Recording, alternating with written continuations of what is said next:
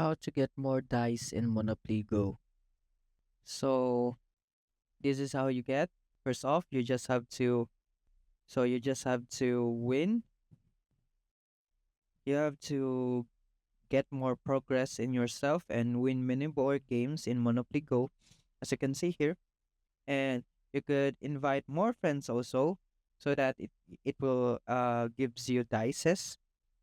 And also this build, as you can see, wait, even in here you could also get some dices when you roll your dice.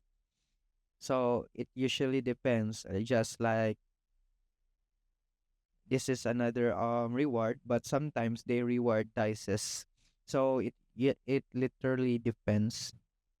So as you can see, you can also use those. As you can see, collect 3 more shields to unlock, and you'll get 10k of cash and 150 dices. And it's in, and also in here tokens.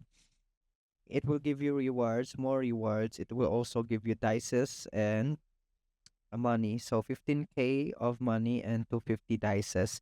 So you just have to win more games in this Monopoly Go game, and also build more s- um constructions, build more cities in your platform so that it will give you dices, and also win mini games and reach a specific level that will give you dices. And that's it.